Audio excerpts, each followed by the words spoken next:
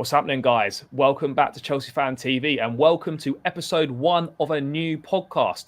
We're going to be bringing you this on a weekly basis, covering kind of all the latest Chelsea news. So please make sure you do tune in for it. I'm delighted to be joined by the main man, Lewis. Bro, great to have you on board for the first episode. Hope you're good.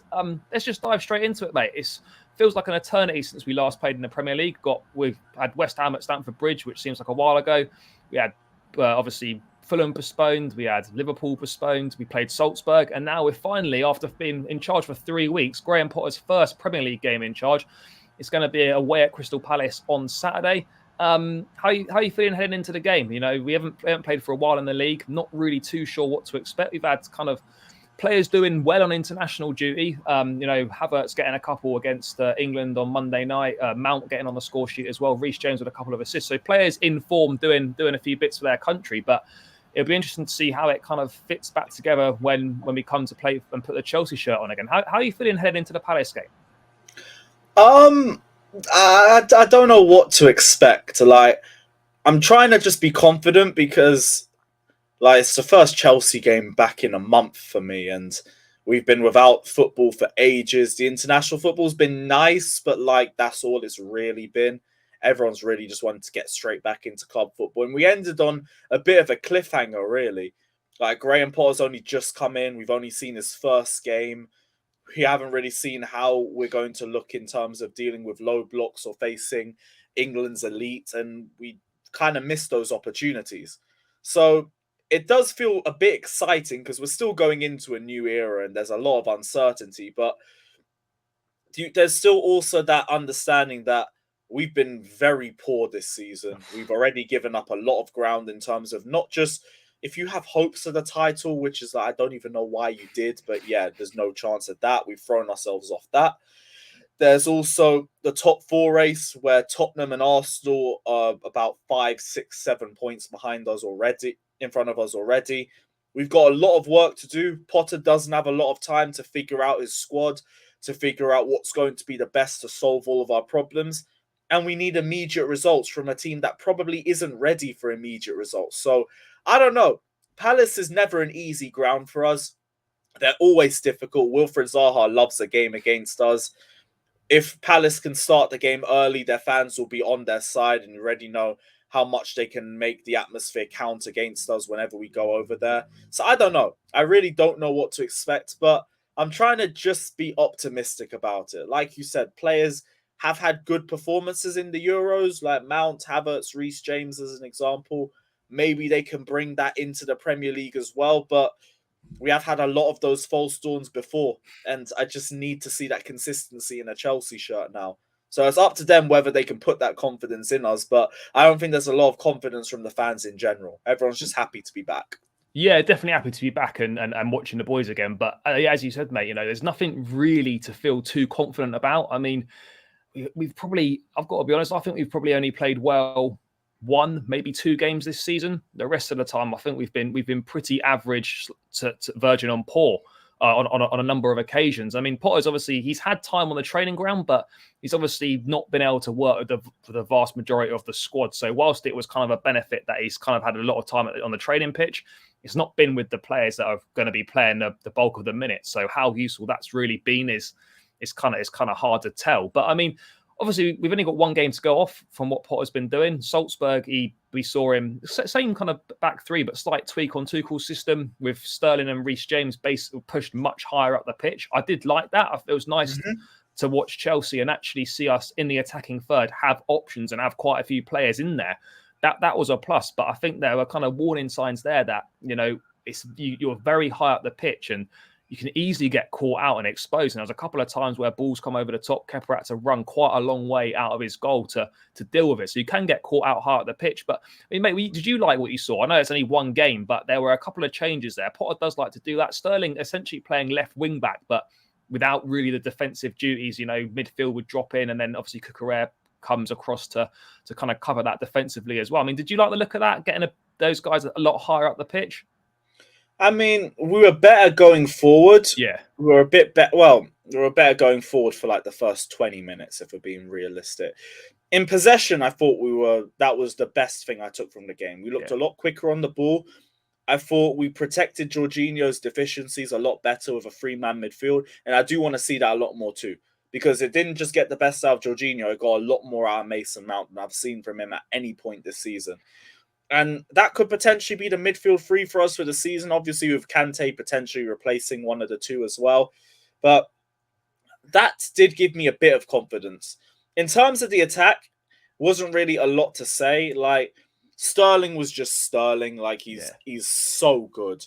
And I think he's one of the most underrated players the Premier League's seen in the last 5 to 10 years. The guy has walked in to a much worse attack than he's ever had at Manchester City. And it's not even phased him. He's immediately started banging goals and assists. He's immediately been the driving force behind our attack. And I think he wanted that as well. It's one of the main reasons why he left Man City. So Sterling just needs to keep doing what he's doing personally. Aubameyang, like, he's already come out and said, I'm not match fit. I'm not 100% ready. Still dealing with that jaw injury from that robbery he had in Barcelona and wearing the face mask and everything. So jury's still going to be out on him. Havertz is like, the guy was good for the first 10, 15 minutes. I thought there was good first touch passing and everything. And he's usually good at that. It's one of his positive attributes. That just completely disappeared after 20 minutes. And then he just did nothing.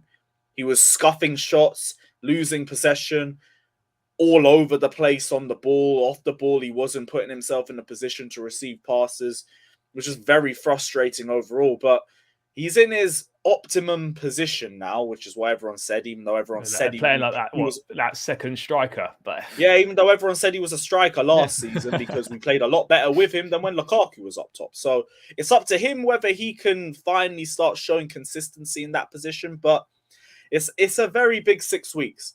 But overall, with the way that we played under Potter, like, it looked promising.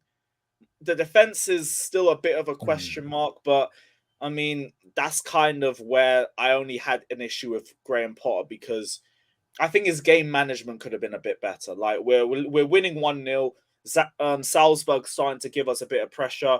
Take Jorginho off and put Zakaria in. Or take Azpilicueta off and put a Fofana or a Koulibaly in. And then we probably shore up a lot more defensively. And then the absolute calamity that we saw for the first goal doesn't happen. Because say what you want about the first goal, there's no one individual that's the reason why we conceded. Silva had the poor tackle in the build-up. Cucurella is left exposed in the build-up. Jorginho completely drops off the guy who puts the assist. And Azpi just completely leaves Okafor exposed. And even Kepa could have got a better hand to it. Just an overall collapse. And that's probably been where our biggest issue's been this season. Because we know our attack's crap. We all know it. We don't have to speak too much on it, even though we know it's frustrating. Our midfield, we already know there's issues. And even then, it looked better against Salzburg. The problem is our defense has not looked as solid as it used to a year ago. And I can be patient with that, because I think when you bring in like the likes of Cucurella, Fofana, Koulibaly, and they're all meant to start, they haven't got an understanding of each other, which means they don't really know when to sit. They don't really know who's going to go out first, or any sort of things like that you would understand when you play consistently with the same players in the back five. So I understand there'll be mistakes as a result of it. But that means we need to be a lot more better going forward as a result, because we need to accommodate for that. And that's not there. And that's what our problem is. But that can also be solved. The problem is when that gets solved, what happens to the attack and the midfield? And that it's a knock-on effect. I mean, like, as you say, like, it's perfectly reasonable to expect when you basically, if you're going with a back three, two of that back three are new to the system, new to the players. So, you know, that's going to take a little bit of time to gel. Doesn't matter how good Koulibaly is or how good Fofana are. You still got to learn the system, form new partnerships. Now, that does take time. But, I mean, for me, it's the individual mistakes that are the most worrying. You know, there's a lot of them creeping in. We saw it a lot under Lampard. You make defensive individual errors pretty much every game. We've seen it creeping in far too often. Hopefully that's something we can iron out. I mean, you're not going to get rid of it. But that's completely. Again, it all depends on the understanding. Because remember one of our biggest issues under Lampard was that he consistently changed the back four. We never had a set back four throughout 1920. And that was half the reason why we conceded as many goals. Now, we're not doing that rotation, even though we do see a bit. The problem is, though, these players are still new. They don't understand each other. They need to develop that. We have to just stick with a back five, with a back four, and work with it. and let them understand each other. Give them 3-4 months or whatever we have with this World Cup in the middle of it all, and they should be better towards the end of the season. Yeah, no, for sure. And it's one of them as well, that, once they've kind of played a bit more together, it should be one of the least rotated areas on the pitch. Your back, like your defensive partnership, is not something that you should be rotating very often. It's not like, a front line where you might change the lineup player to like game to game. The back line, that's something that needs to be kind of set pretty much every week, bar injuries, or if you're going into a cup game or whatever it is. That should be pretty much the same week in, week out. And when you start chopping and changing with the defense, that's when you've got big problems. I mean, I think another thing before I go back to defense is the goalkeeping situation is going to be interesting, because obviously for the Salzburg game, he had to go with Kepa because Mendy was injured. Yeah, this is a big decision for Graham Potter here, like very early on in his tenure. We know that Mendy's coming and he's done well. But he's not been playing well this season. Back in the last season, he wasn't great either. He's had a poor preseason. He's carried that form into the start of the season. Has made a few errors. Doesn't look like he commands the box anywhere near as well. Doesn't look like he's got any confidence at the moment. The way that Graham Potter likes to play, he likes to use the goalkeeper almost as an extra player on the pitch. The goalkeeper gets a lot of touches, distribution, building attacks from the back. That's like Mendy for me. That's his worst area of his game, is his distribution and the ball at his feet. So it's a big decision to make. I mean, Lewis, what would you go with, mate, in terms of a goalkeeper sort of going forward, I guess? I mean, for me, I think Kepa does suit Graham Potter's style of play better than Mendy does. But, each of them have got kind of pros, and then they've each got cons as well. I think Kepa, for me, probably works better for the team with what Potter's trying to do. But it's a really difficult call to make. I don't know. I really don't know with these two, because neither have been in good form and neither justifies a start, really. Like, both goals Kepa conceded against Salzburg and against Zagreb, yeah, they're not his fault, but like, Mendy saves both of them, as much as I hate to say it, because it's like, I know Kepa isn't as tall as him, he can't handle it, that's not his fault, but that's also a weakness that he can't help with. And when we talk about long shots and everything, this is the problem too. Like, Mendy has a much bigger wingspan. He probably catches that ball against Salzburg and the one against Zagreb as well. Distribution, yeah, Kepa is miles clear of him. Miles clear of him. But even then, there's shaky moments from Kepa too. The problem is we expect a lot more from Mendy, and Mendy is consistently costing us goals. So I don't know who starts. You just have to pick one and just try and stand by them. And I do feel like Potter could potentially try and give Kepa a run out, because he much prefers his goalkeeper to be better with distribution. We saw this at Brighton. He had that Ryan guy from Australia. When he first joined them, within 6 months, he got rid of him and brought Sanchez in, because Sanchez is better on his feet. And he needs that from his goalkeepers. So Mendy, it's a very big season for him, because he has to show improvement in that. But I'm not going to act like he can't do it. Everyone seems to forget that for the first 3 to 4 months under Thomas Tuchel, Mendy was brilliant with the ball at his feet. Guy was making short passes. He was passing out of presses and everything. And he was doing it excellently and finding players. That has just completely deteriorated. And he's just gone back to being the same Mendy under Lampard, who just wasn't good on his feet at all. So maybe that's more just a player he is, but he's shown he can be capable of it. He just has to bring that in now, because now we have a manager in who is going to demand his goalkeeper be able to play out the back. And if he can't do that, he's gone. Same thing with Kepa, potentially. Yeah, no, it's an interesting decision. It's a big decision as well. I mean, I think whoever goes in the sticks on Saturday is going to be, I think, will get the run of games in October pretty much. It's going to be a big moment. I mean, I don't know. It could go either way. I think that's the problem. Like, normally, you want a clear one and a clear two. The fact is, we kind of, either of these keepers could be number one. Yes, they've both got their deficiencies, but we've been so blessed in the past with keepers as well. We've had Cech, obviously Courtois. We've had such good depth as well. Like Cudicini been understudy. Obviously we had Cech been a number two to. Like, we've had so much depth, and now we're sort of in a situation where we've got two good goalkeepers. But if we're really going to push towards a Premier League title, which we want to do and which we have to do, neither of these goalkeepers are good enough. I couldn't sit here and say that we would win a Premier League title with Mendy or Kepa in goal. It just wouldn't happen. I could have said that about Mendy a year ago. This is the thing. Not right now though. For me, that's exactly, and it's been way too long to now even say it's form, because the guy hasn't been good since March. Nah, yeah, I think his last good game was the Carabao Cup final, but yeah, that's it. We haven't seen that player since. Even towards the end of last season, you could have still said, okay, maybe it's form. Now it's not. Now there is a problem, a fundamental issue with you that you need to improve on. Yeah, but I think that also transfers onto the defense, because I think, you know, when you've got a goalkeeper that's not confident, that then that sort of nervousness transfers onto the defenders. They don't trust the goalkeeper. They don't feel as confident with what's behind them. And that I think to be fair, I think that's one of the reasons why we've looked so poor from set pieces this season. Because Mendy was meant to be commanding on that regard. Yeah, and he's not commanding anything. Brought him in for. He's not commanding anything. He's not shouting for anything. There seems to be like no communication with the back line.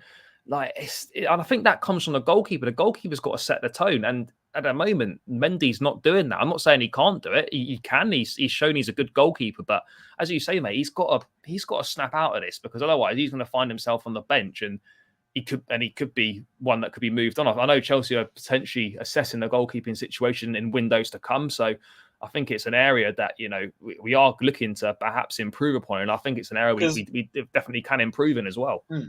Yeah, but this is the thing as well, because we're in a very big dilemma when it comes to this goalkeeping situation, because Mendy is going to demand as much as Kepa as a bare minimum.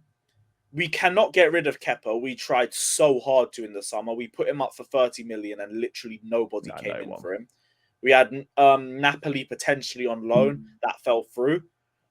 So we're gonna be stuck with Kepa, and Mendy's not going to negotiate anything less than him. But Mendy isn't playing at a level where he should be getting that money anyway. But that also means if we go in for a goalkeeper, whatever goalkeeper we go in for is still going to demand more than Kepa. So either we need to find a way to get rid of Kepa, even just release him from the contract if you can. I never would have said that before, but we've shown we can do it, because we've done it with the likes of Barkley and Bakayoko as a result. So we definitely can do it. But it's either do that, or you actually just sign a world-class goalkeeper and then just tell the other two, like, you guys are barely playing. You're going to be number 2 and number 3, so find another club. Yeah, it's a problem, isn't it, though, when you've got, as you say, Kepa bought in on massive, big money, massive wages, 6-year contract or whatever it was. It was a long contract, and yet you're in a situation now where your number 1 goalkeeper is on less money than your number 2. That's not going to settle well. But then, as you say, Mendy is not worth the money that Kepa's on, so you find yourself in a difficult position. And you say Kepa's not worth that money, and Kepa's not worth the money either. So any goalkeeper that comes in is going to be like, well, you know, if I'm going to be number 1... This is the transitional process, though, where we have to undo all the bad work that the old deals regime did. Yeah, we first had to spend 120 million on centre-backs because they let 2 of our 3 best go on a free. And now we've got this whole situation with the goalkeepers. Yeah, and I think, as you just touched on, it leads nicely into midfield. You know, we lost 2 centre-backs last summer, 2 first-choice centre-backs last summer because of poor planning. And it looks like now we could be losing 2 of our probably, 2 of the first kind of options in midfield. Whatever you think of Kante and Jorginho, they are 2 of the 3 kind of best midfield players we've got at the club at the moment. And we're looking at losing both of them on a free as well. So the planning has not been good from the previous regimes. Like, for me, I look at it and I think, if we can get someone in January, like an Edson Alvarez, potentially, if we look at going back in for him, I know Graham Potter maybe or maybe not would want Alvarez. I don't know. He might look at Moise Caicedo at Brighton maybe as well. But if we can get a midfield player in January, I mean, mate, would you be opposed to selling someone in January, like out of Jorginho or Kante, just to get some money to avoid us? No, because we wouldn't get anything for him. At that point, it's 6 months left. And 6 months. We'll sign a pre-contract agreement. Yeah. No, but nobody would come in and do that. No. That's the thing. Because you could just sort out a contract arrangement and they'll come 6 months afterwards. We have to just decide which one are we letting keep, which one are we letting go. Both could be good depth option for us if we actually just brought in other midfielders. But the problem is, Kante wants 3 years plus 1. Oh, no chance. Which is we can't even rely on you for 3+1 games, let alone 3+1 years. There is no reason for you to be signing that when it just shoots us in the foot. If he was to stay on a rotation contract with a pay cut for like 2 years plus 1 at the most, I'd be fine for it. Same thing with Jorginho, because I do think you bring in a DM, you bring in centre mids, you phase them out slowly. We now have a very solid midfield that we can rely on. We don't have to worry about shoehorning Gallagher or Loftus-Cheek into positions that they don't thrive in at all. But I don't know if that's what they would want. Kante could easily go and start somewhere else. For sure. Will he start the whole season? Probably not, but he'll want to be able to still do that and potentially have a new challenge. Jorginho, it's been said enough times that he wants to go back to Italy. I could see him do that as well. If we lost both, like, it is whatever at that point, because I think it forces our hand at the very least. Now we have to go in for midfielders. You can't afford to let us go in with Loftus-Cheek, Kovacic and Gallagher as our midfield options, because we won't even finish top 10 with that. Nah. So all depends. All depends. Yeah, no, it does. I mean, I wouldn't be opposed to losing both of them, if I'm being perfectly honest. Like, it's not... I mean, I wouldn't want it to happen. Ideally, I'd want to keep one. But at the end of the day, you know, I'm not that bothered if both go. You know, as long as Kova stays. Yeah, they've both given great service to the club. I mean, I don't think Jorginho's even had any contract talks at the moment with Chelsea. I mean, obviously, we know the Serie A. I mean, to me, I could see him going to Juventus on a free. It would be the most Juventus thing possible. You know, free transfer. I could see him going there. And Kante, again, I've got no problem with Kante sticking about. But, you know, we go on like he's a key player, and he's a key player. But you can't be a key player if you're missing like 40% of the games.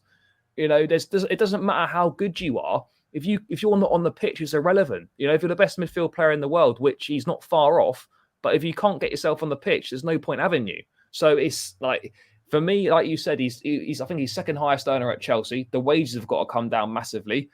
And a 2-year contract with an option for a third based on a percentage of games played or whatever, that makes sense. And he can be a good rotation option. But I mean, yeah, there's definitely that's the next big area that's got to be invested in. It's an area that's not been invested in for a long time. You know, with all the money we've spent, brought no midfield players in. And that's something that we need to address, and kind of leads nicely onto sort of, I mean, a couple of reports coming out yesterday, I think it was, with looking at Jude Bellingham. Todd Boehly trying to muscle his way in to up the queue for Jude Bellingham. Obviously, he's a phenomenal talent. You know, done very well at Borussia Dortmund, played well for England in the international break. Obviously, Madrid, Liverpool, City interested. I mean, mate, do you think Bellingham's the type of player that would work nicely in the Chelsea midfield? I mean, I'd love to see him here, but I think for 130 million pounds, I think Chelsea would pay that.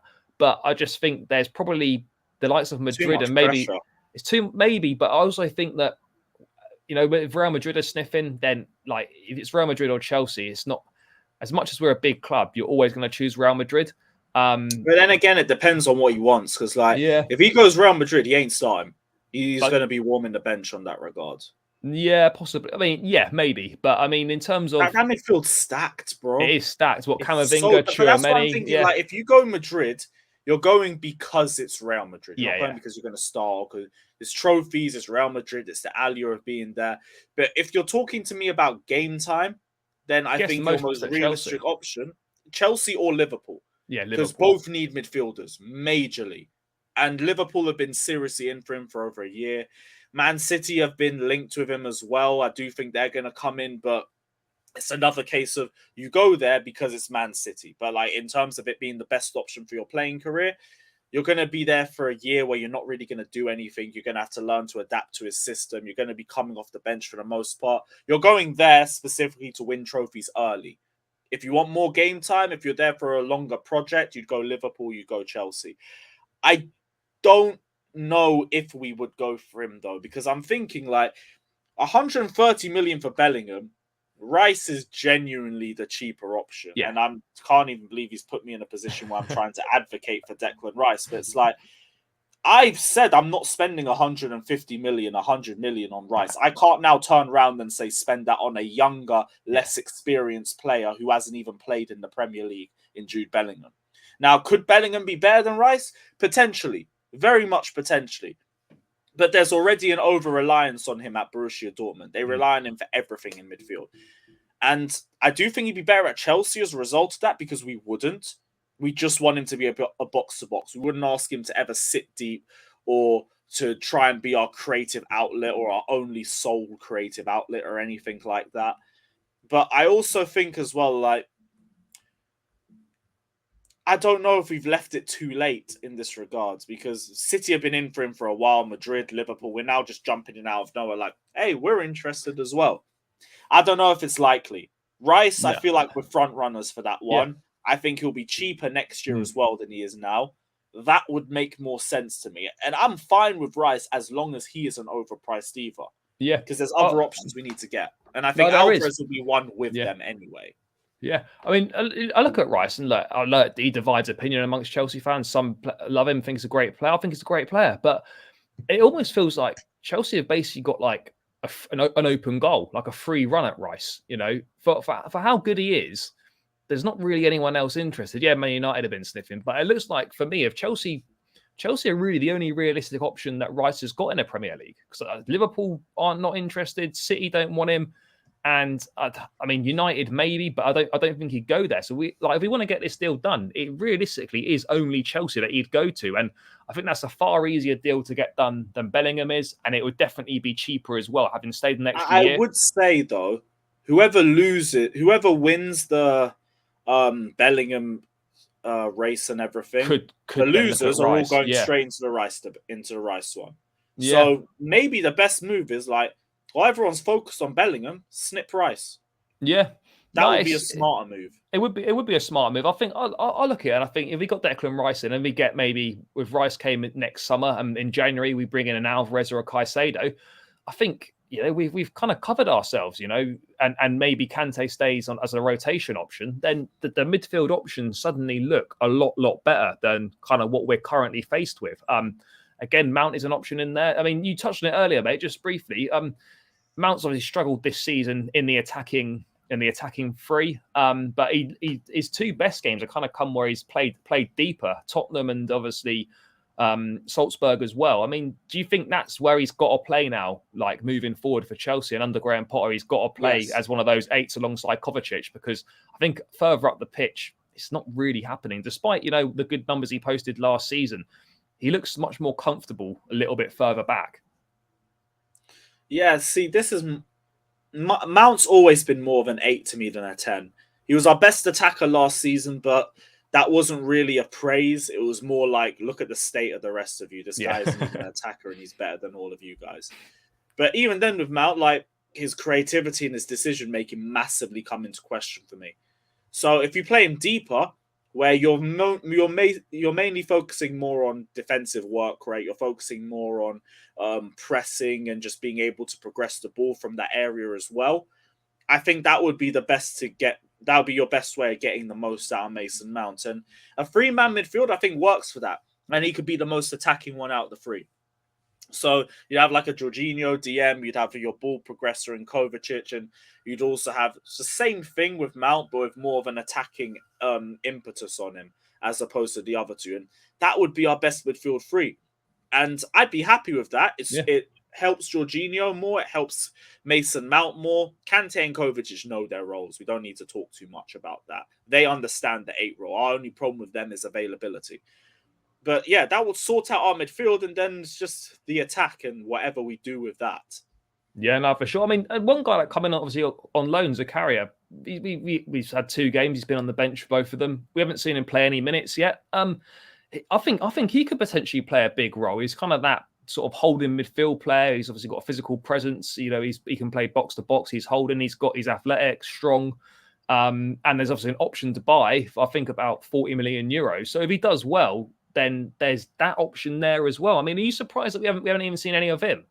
Because I would have thought we would have seen something. I think he just came at the wrong time, really. Like, Zakaria was a panic buy that I don't even think Tuchel wanted. Like, it was just the board they saw, okay, our midfield's a mess. I don't care what you say. We're going for a midfielder. And we just snapped Zakaria like that because no one else was in for him. Juve needed to get rid. He fit the profile.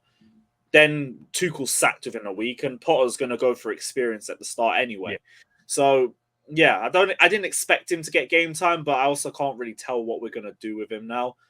From what everyone's saying, it's like we're not even going to use him as a holding mid. Everyone's saying he's box to box.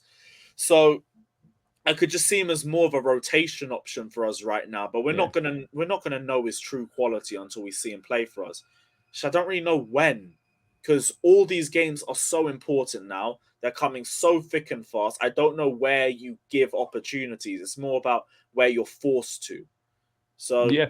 I don't know. I really don't know. The jury's out on Zakaria. Yeah, I mean, it's hard to judge until he's actually played any minutes and to kind of see what role he's going to get. But yeah, there's definitely a lot of decisions Graham Potter's got to make. The games are coming thick and fast now, so the players are going to have to step up. They're going to have to move up a level that we haven't really seen this season at all. We've got to find something. And I know it's only October, but this October is basically replacing the Christmas period, really. 9 fixtures this month, 2 big Champions League games against Milan. Those results will dictate whether we qualify or not. League Cup run starts potentially. I know we've got City away, so that could be over pretty swiftly. Could be finished as quickly as it starts. Could be finished. They've got a lot of Premier League games coming up. So yeah, there's a lot coming up this month to sort out. And this could. I mean, I don't want to sound like dramatic, but this could make or break the season, even at this early stage. It will, because it's just as bad when we come back from the World Cup for the next 7 weeks, and we don't even play Liverpool and Man City until the World Cup starts. So we got them twice afterwards. Yeah. So if we don't fix up now, we are not fixing up afterwards. Mate, it's a big season. But again, I know a lot of people kind of potentially worried about us missing out on the top 4. I get those thoughts, but I look at it and I think, we've got so much room for improvement. As well. There's no two ways about it. There's a lot of room for improvement at Chelsea. And then other than Man City, I look at it, Arsenal have started well, but they'll fade off like they always do. Spurs aren't all that. United, they're doing a bit better now, but they're not all that either. And then Liverpool are really struggling at the moment as well. So you look at it, there's one standout team in City, and then there's like Chelsea, Spurs, Liverpool, Arsenal, I suppose you can include Man United in there, who are all pretty much the same level. So if we can find something, I'm not saying we're going to finish runners up or anything like that, but there's a possibility if you go on a bit of a run that we could end up coming second place. There's no kind of standout team other than City at the moment. Liverpool will improve and stuff, but we can improve as well. So there's no reason I think to be worried about not coming in the top 4. I'll be real. I am shook. I'm trying not to swear, but I am shook of top 4 because I'll be real. I get what you're saying. Where if we fixed up, we could potentially go for second. I do agree with that, but for me, it's more about we got to take baby steps in it. We're nowhere even near top 4, let alone looking at second. And I think, in spite of all of it, it will be tighter than before. But I still think Liverpool takes second place. The midfield speaks for itself, but the defense, the attack, they'll eventually sort themselves out. It's just the midfield that's a bit of a worry. In terms of the top 4 race, I don't think we're out of that. We can definitely get back into that because a top 4 race is never consistent. I always say that every year. Top 4 race is lava at the end of the season because no team ever shows consistency. So all we need is a little run and we're back in a top 4 race. So that could happen. I don't think we could do anything further than that. No. I would be very surprised if we could. Will we even make top 4 though? I don't know. I really don't know because no one else is consistent. But what are we doing? Nothing we right now. We don't even look as consistent as they do. Yeah. If we can get up to that level, cool. But I didn't expect United to be this good this quickly, and they already are. Arsenal, they're doing well even with European football, even though they did have one cancelled, but they still haven't dropped off yet. Tottenham haven't dropped off yet. Liverpool, they're not dropping out of top 4 in any way, shape, or form. It's just about whether they join the race or not. So I don't know. I really don't know because we look the least uncertain out of the top 6 to make it. 100%. So I don't know right now. Yeah, it's difficult to call. I mean, I don't know if I'm more kind of wishful thinking and just hoping that that we don't miss out on the top 4. But just briefly, Champions League. Obviously, both games against Milan coming up this month. That's going to make or break. Mate, how worried are you? Because I'm very worried that we're going to be playing Europa League football. I'm not be even honest. Worried though. I'm more anticipating because, do you think it's coming? if we end up dropping into the Europa League, it's not the end of the world. No. If anything, with the level of transition that we have to do right now, it might even be better for us, because that might be our best option into the Champions League if things don't go our way. Now, I'm not sitting here saying finish third, flog the Milan games off or anything like that, because I would rather see us make it out of there. And as a cup squad, as soon as our defense gets sorted, we can go for that Champions League. If things go our way, if we get favourable ties, like we kind of did in 2021, even though we did deserve it, things could go our way. But all depends on that. If we finish third as well, I'm not going to cry about it. I think just go walk the Europa League like we always do, ruin Arsenal and United seasons and all of that, and take a trophy at the end of it. Because plus, it would get us it'll get us a Champions League football next year as well. So I mean, look, you never want it, but there are kind of, I suppose, if you could spin it positively, there are kind of some pros to potentially dropping out. Like, if we're just going to maybe go out in the last 16 anyway, then I'd rather just be in the Europa League. You'd rather be in the Europa League. I know that sounds like a bit stupid saying that. It's a bit tin pot. I completely agree, but like, we have been so bad this season. Yeah, that is what it is. It just is. I'm never saying these are the standards of Chelsea Football Club that we aspire to be like Sevilla and just try and finish third every year. No, I don't want that. But we suck. We're bad at the moment. We're bad. Mate, just to round out then, score prediction for Crystal Palace, because we didn't do it earlier. What are you thinking? Obviously, last season was the 1-0 Hakim Ziyech last-minute goal, and that was Lukaku's famous 7 touches game. What are you thinking? I mean, I don't know. I'd like to think we can win, but I honestly think this is going to be tough. I don't think we're going to win. I'm going to go to 1-1 draw. Palace have been really good this season. They made a lot of chances, and their defense has got stronger as well. So, I don't know. I'm gonna say 1-0 Jorginho penalty, and just still an overall frustration. But we get the 3 points, so I can say I was positive. Mate, that's the most important thing at the end of the day for me. Results over performance. I don't care how bad we are. Just get the points on the board, and then we can just work on that in the weeks to come. But yeah, that's just a good point to round out the first episode. Guys, make sure you smash the likes on this. Subscribe to Chelsea Fan TV as well. And if you liked what myself and Lewis had to say, feel free to check out Lewis's channel as well. Be linked in the description, as well as mine as well. And we'll catch you again next week. So be sure to tune in.